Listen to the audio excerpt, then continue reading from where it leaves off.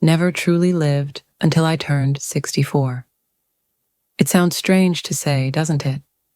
But something about that age, the quietness it brings, the finality of it, stirred something inside me. After 12 years alone, the silence in my house had become more than just peaceful. It had become, wait. David, my late husband, passed suddenly. He was a man of few words and quiet routines. We had a life filled with stability, not passion. Respect, not adventure.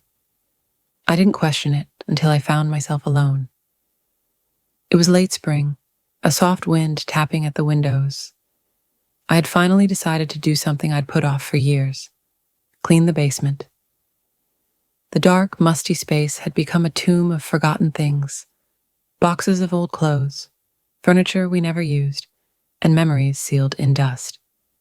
I grabbed my gloves, broom, and a cup of tea and headed down. The light bulb flickered once, then came to life. The first box I opened contained an old photo album. I hadn't seen it in decades. It had pictures from my 20s, dancing on the beach, laughing in friends' arms, wild curls falling around my shoulders. There was a version of me in those pages I had long forgotten. She was fearless, joyful, a little reckless. One photo caught my breath. I was standing on a balcony in Italy, the sunset painting the sky behind me, wine in one hand, barefoot and smiling like the world was mine. I laughed softly. That girl, that woman, where had she gone? Just then, a voice startled me. "Hey, Grandma." I turned to see Bruce, my step-grandson, standing at the door. I hadn't seen him in 4 years. He was grown now, broad shoulders, soft smile, a little stubble on his chin. He had always been kind, always observant. "Bruce, what are you doing here?" "I saw your car and figured I'd say hi. Thought you might need help with something," he said, eyeing the broom in my hand. "You're just in time for some heavy lifting," I smiled. He stepped down and noticed the album in my lap. "What's this?" he asked, already flipping through before I could answer. "Just old photos," I said, a bit bashfully.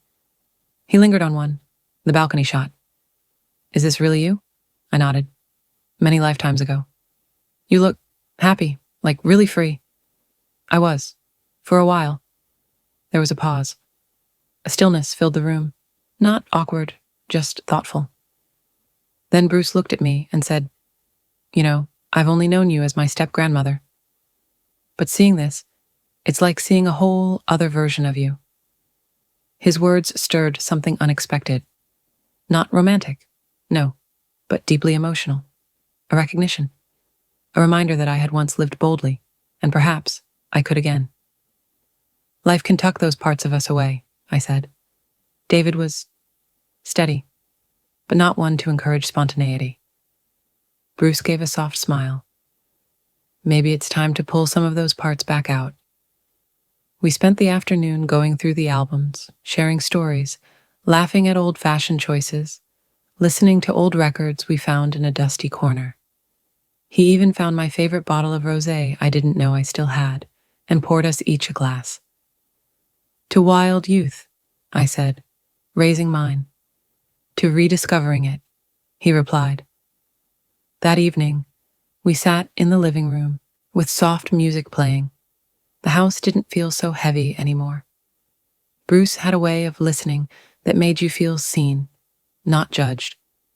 I told him about the art I used to paint, the guitar I once played, the poems I wrote in secret. He encouraged me to bring them all back. "You still can," he said.